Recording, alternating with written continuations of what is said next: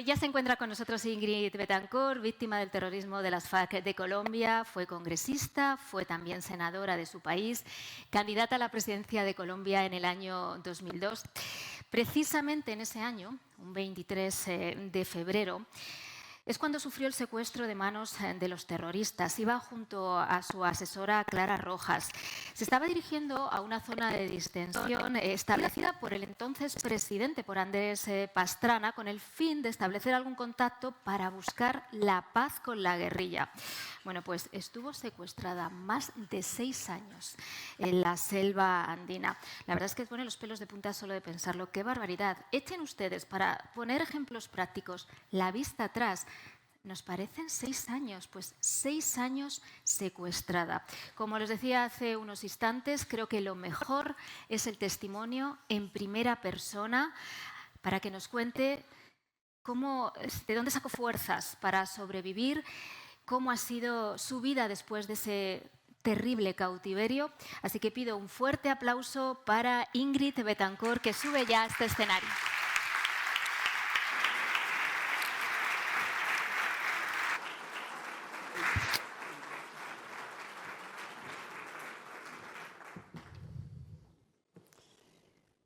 Señor consejero de Presidencia, Justicia y Administración Local, Miguel Ángel García Martín, señor presidente de la Fundación Universitaria San Pablo CEU, Alfonso Bullón de Mendoza y Gómez de Baluguera, señora rectora de la Universidad CEU San Pablo, Rosa Viciedo Claverol, señor presidente de asociaciones y fundaciones de víctimas del terrorismo con sede en Madrid, señoras y señores, estimados amigos todos. Me excusarán que me tome este espacio para confesarme y hablar de temas que podrían ser políticamente incorrectos y que quizás puedan incomodar. Pero creo que el sufrimiento de las víctimas del terrorismo no puede quedar en el desgarrador silencio de los muertos, sino que debe servir para sacarnos de nuestra zona de confort y sacudirnos para lograr enfrentar lo que considero ser la más diabólica expresión del totalitarismo moderno, precisamente el terrorismo. La descripción del horror que muchos de nosotros hemos vivido y de la cual vamos a hablar mucho en esta jornada, comprometidos con la memoria, es necesaria para transmitir imágenes, emociones y finalmente reflexiones que nos permitan blindarnos contra la locura de nuestros tiempos. Pero es evidente que quienes no han sido víctimas del terrorismo se aproximan a su realidad de manera abstracta. Cuando después de un rescate de película salí a la libertad, luego de 6 años y medio de secuestro, ¿cómo me sorprendió oír comentar que había emergido del cautiverio en buena forma? ¿Cómo me sorprendió leer que comparaban mis años de secuestro a unas largas vacaciones en la selva amazónica? ¿Y cómo me dolió tener que soportar las burlas indecentes sobre una imaginada vida licenciosa en cautiverio? ¿Cómo puede la gente pensar así? Claro, del maltrato, de las humillaciones, de los golpes, de las cadenas, de las torturas, de las enfermedades cruelmente inducidas y prolongadas por nuestros captores, del hambre, de los abusos, del irrespeto. No quedaron rastros visibles ante los lentes de las cámaras. Todas las marcas del secuestro las cubría la ropa y se fueron desvaneciendo de nuestra piel, visibles solo para ojos expertos en el tratamiento de la sangre, de la psiquis y del alma. Pero, ¿la trataron bien?, me preguntan con frecuencia. Como si así pudiéramos cerrar la página y pensar en otra cosa. porque el drama de las víctimas del terrorismo es también el de la lápida del silencio con la cual queremos pretender que una vez regresados a la cotidianidad, en el seno de nuestras familias, fuera de los hospitales y de las consultas psiquiátricas, podemos todos seguir como si nada. Me puse en la tarea, por tanto, y por más de un año, de escribir en un libro todo aquello de lo cual no podía hablar. No hay silencio que no termine fue mi intento para narrarle a mis hijos mi descenso al infierno en manos de los terroristas de las FARC. Mi hija Melanie ha leído las 400 páginas de este relato más de 5 veces. Su ejemplar está lleno de anotaciones. Y solo en los últimos meses, es decir, cuando ya han pasado más de 15 años desde la liberación, se ha atrevido a hacerme las preguntas que venía anotando al margen de su libro. Mi hijo Lorenzo, en cambio, no ha querido ni abrirlo. Lo que pasó en la selva se quedó en la selva, dije al salir del cautiverio. Consciente de que las palabras para expresar y comunicar lo que habíamos visto y vivido simplemente no existían. Esto lo entendí cuando, encadenada del cuello a un árbol, sentada sobre sus raíces para resguardarme del torrencial aguacero que me caía encima, observé un bicho raro que no parecía un animal, sino más bien algo perteneciente al reino mineral y al cual yo no le podía dar ningún nombre. Pues bien, la experiencia del horror es también desprovista de un nombre. Sin instrumentos hermenéuticos para expresar, sin voluntad para transmitir el horror por respeto a los que uno quiere, solo nos fue quedando el llanto.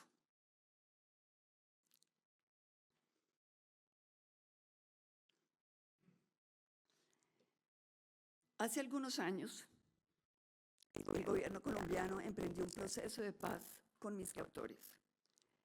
Lo apoyé, aferrándome a la certeza de que las víctimas debíamos contribuir para que nunca nadie más padeciera lo que nosotros habíamos vivido.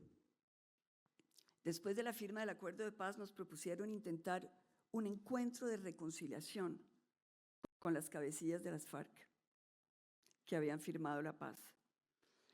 Reunieron el día anterior en un teatro parecido a este a las víctimas que habían aceptado participar para que pudiéramos prepararnos para el evento. No nos conocíamos. Habíamos estado secuestrados por frentes guerrilleros distintos y en momentos diferentes. Había ganaderos, comerciantes, estudiantes, abuelos, amas de casa. Yo era la única política. Todos eran caracteres fuertes, aguerridos, valientes, curtidos por la vida. Todos sobrevivientes. Instintivamente nos abrazamos y nos alentamos con gran camaradería, y cada cual preparó frente a los demás lo que quería decir al día siguiente. Habían programado que yo interviniera de últimas y cerrara el acto de reconciliación, así que ya en el evento, cuando entraron los jefes de las FARC y se instalaron todos del lado derecho del teatro, los pude observar mientras mis compañeros subían desde el lado opuesto del teatro al escenario para dar su testimonio. Uno a uno, estas mujeres y hombres curtidos y fuertes, al ponerse a atestiguar y decir lo que habían preparado, se derrumbaron en llanto.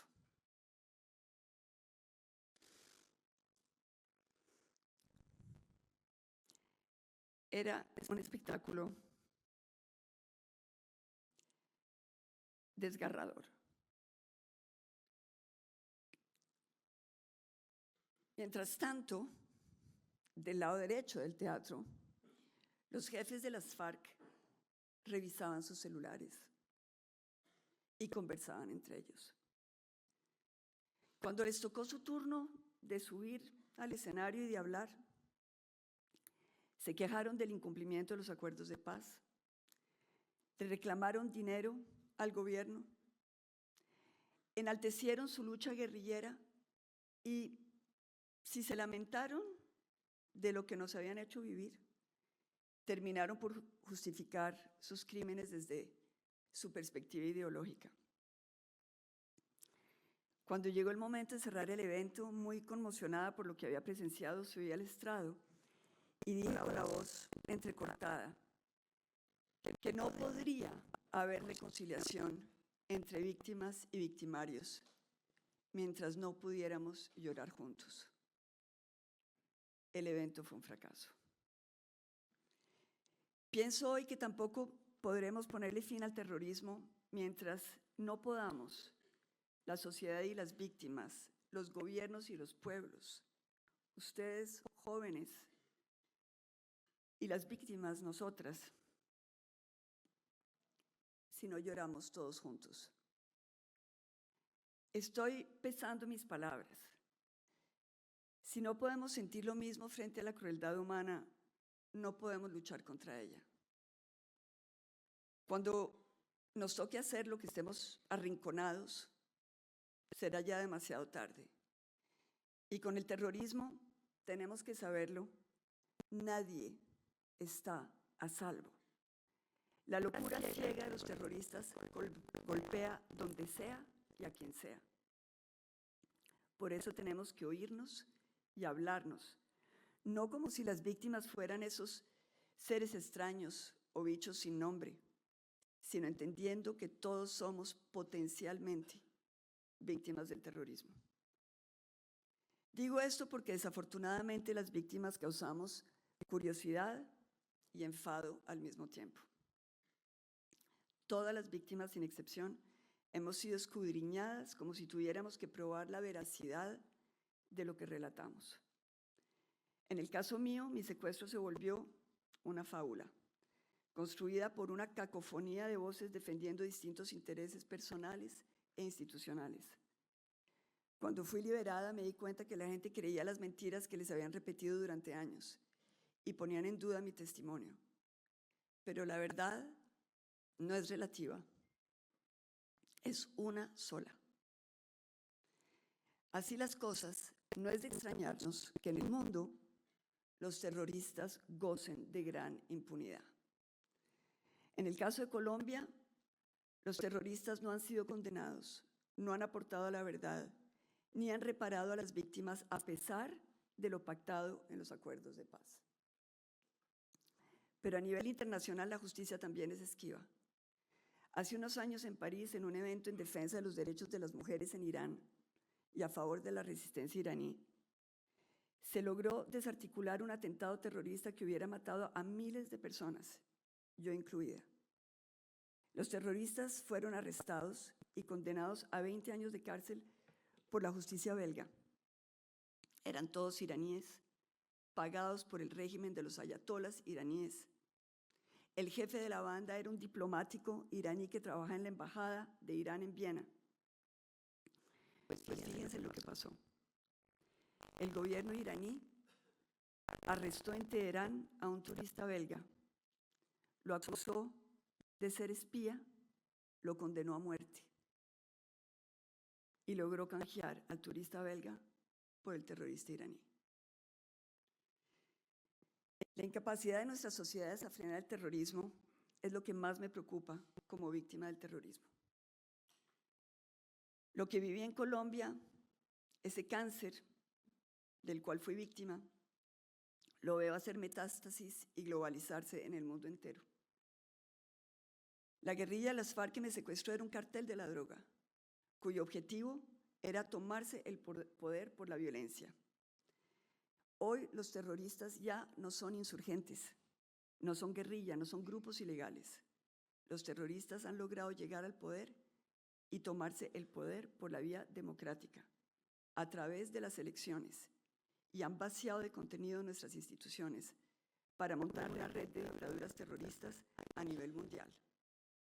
Irán, Rusia, Venezuela son ejemplos de cómo, utilizando los recursos de las mafias del narcotráfico, de los tráficos ilícitos de toda clase, del poder del petróleo, sus líderes han ido construyendo regímenes totalitarios que quieren dominarnos a través del miedo.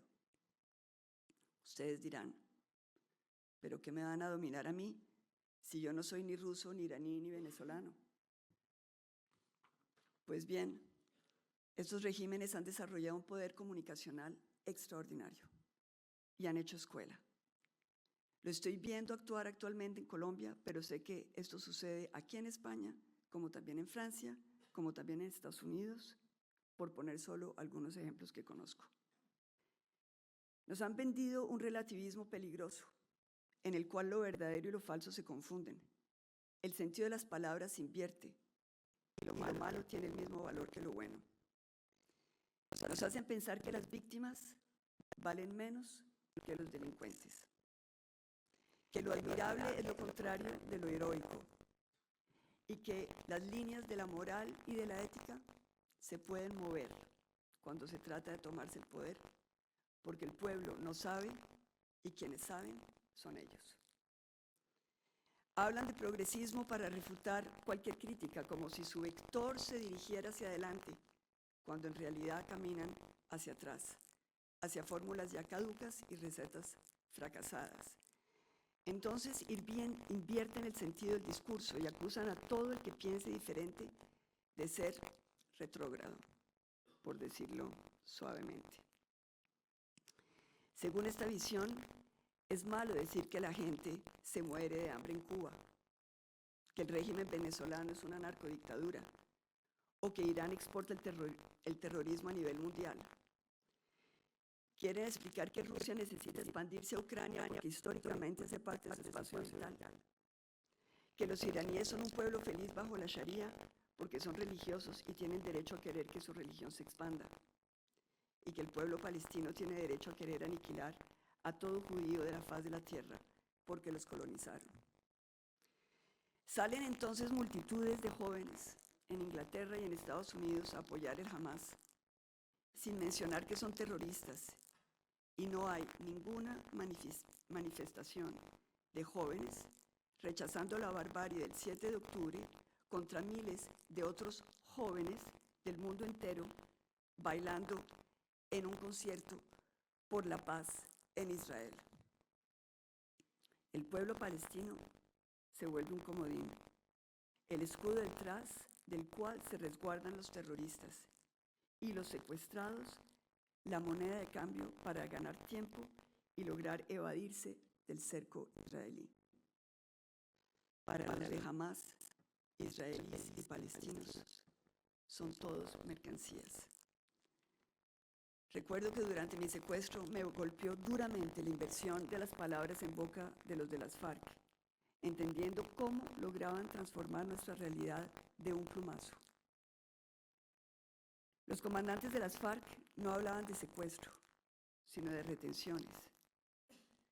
Así le hablaban a la prensa, y así comenzaron a hablar algunos en Colombia. Nos retenían durante un ratico, que duró 6 años para mí y 12 años para algunos de mis compañeros. También se referían a nosotros con números, nos pedían que nos numeraran. Y cuando rechazábamos cumplir con esa orden, venían las sanciones. Se referían a nosotros como la mercancía o la carga, lo cual permitía que los guardias que nos retenían olvidaran que éramos seres humanos. Claro, como éramos carga, con cierto valor, no nos mataron, aunque mataron a algunos y dejaron morir por falta de atención médica a varios de mis compañeros de cautiverio. Con lo cual, supongo, algunos podrían decir que como salimos vivos, al final de cuentas, nos trataron bien. El gobierno de Gustavo Petro en Colombia también es experto en trastocar la realidad. Repite constantemente que los ricos no lo dejan gobernar y que lucha contra la corrupción, cuando a todas luces una parte de la oligarquía lo mantiene en el poder y su gobierno ha batido todos los récords históricos de corrupción. Dice que debe convocar el pueblo para hacer pasar sus reformas, pero cuando el pueblo no atiende su llamado y salen a marchar millones de colombianos en su contra, como el domingo pasado, explica que los que salieron a marchar son fachos y narcotraficantes. En Venezuela, la democracia bolivariana de Maduro arresta, desaparece y asesina a quien se le interponga. Pero también saca una ley para prohibir que hagan política sus opositores, convirtiendo en delito todo pensamiento neoliberal y en delincuente quien exprese estas ideas. Una mujer valiente, María Corina Machado, lo ha desafiado. El 70% de los venezolanos quieren votar por ella, pero la hizo inhabilitar por su fiscal, de bolsillo, como para darle visos de legalidad a sus abusos. En Irán, los guardianes de la moralidad violan y matan a las mujeres que les provoque arrestar, como sucedió con Mahsa Amini, y dividen a las sociedades del interior de las mismas familias, enfrentando hombres contra mujeres para mantener el control de un pueblo aterrorizado. En Rusia, las elecciones son vigiladas por guardias cuyo oficio es garantizar que todos voten por Putin. Como en Venezuela, es muy importante que la parodia de democracia siga viva, que haya elecciones, que haya congreso y un aparato de justicia, aunque todos sean instrumentos de la misma dictadura. De esta forma, por ejemplo, el asesinato del carismático opositor Alexei Navalny se vende como la muerte natural de un prisionero cualquiera condenado por delincuente. Asimismo, la muerte de su otrora cómplice y jefe del grupo Wagner, Yevgeny Prigozhin, se presenta como accidente aéreo sin que nadie pregunte nada más. No es posible entender el terrorismo de hoy sin poner en evidencia su transformación histórica. Si antes el terrorismo era propio de grupos insurgentes revolucionarios, hoy es el instrumento de control de las narcodictaduras contemporáneas. Las narcodictaduras son todos aquellos regímenes totalitarios que hacen del negocio ilícito su principal fuente de financiación. Es ya común hablar del cartel de los soles en Venezuela para hacer referencia a un ejército transformado en organización narcotraficante y por lo tanto presta a mantener su poder por las vías del terror. Es igualmente común hablar de los guardianes de la revolución iraní como de una organización terrorista financiada con negocios ilícitos que van desde el contrabando de petróleo hasta el control de las rutas del opio. En todos los casos, tanto a nivel doméstico como en el ámbito internacional, el terrorismo está hoy patrocinado por regímenes dictatoriales que buscan no solo dominar su territorio, sino expandirse y neutralizar nuestras democracias para operar libremente. El testimonio de las víctimas del terrorismo debe, por lo tanto, llevarnos a comprender cómo operan los terroristas, de qué son capaces y cómo enfrentarlos. El espíritu crítico frente a las narrativas que pretenden justificar la violencia, la polarización y el odio es necesario para no ser víctima de una manipulación en la cual estos regímenes son expertos. Pero su eficiencia en desinformar va de la mano con nuestra complacencia. Por acción o por omisión, las democracias occidentales se han vuelto cómplices. Buscando la ganancia fácil, batallones de lobistas logran reescribir a favor de estas dictaduras las políticas de nuestros gobiernos. El miedo a la confrontación y una política bien vendida de appeasement han hecho lo necesario para que puedan operar a sus anchas. Comprender adicionalmente que las redes sociales, los algoritmos y la inteligencia artificial les ha permitido afinar los discursos políticos y la estrategia de confrontación y polarización, con el fin de llevar a sus aliados al poder en otras naciones donde encuentran intereses objetivos, ayuda a completar el cuadro de lo que nos está pasando. Operan siempre de la misma forma, usando las elecciones, cometiendo fraude cuando es necesario y manteniendo una fachada de legalidad y de democracia para tomarse el poder enquistarse en él y secuestrar ya no personas, sino pueblos enteros. Con la estrategia de impactar con más sangre y más horror las mentes de cada uno de nosotros, pretenden banalizar el mal y deshumanizar las conciencias. El terrorismo nos está llevando al paroxismo del horror.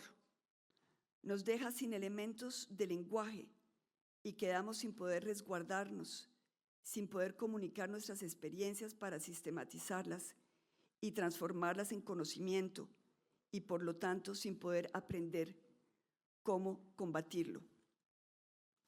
Hay que ver, oír, juzgar, pensar y aprender rápido. La política es el terreno de esta lucha, pero todos, médicos, periodistas, profesores, militares, científicos, artistas, youtubers, todos, desde donde nos encontremos, debemos enfrentarlos con la verdad, la justicia y la democracia. Debemos actuar con valentía para desenmascararlos, controvertirlos y ganarles la guerra del pensamiento y de la cultura, conscientes de lo que está en juego.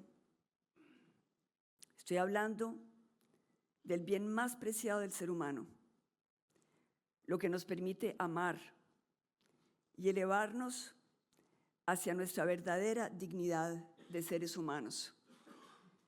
Estoy hablando de defender la libertad física, mental y espiritual, esa misma que el terrorismo nos quiere arrebatar a todos. Cuando estaba secuestrada, siempre buscaba razones de esperanza y encontré la fe.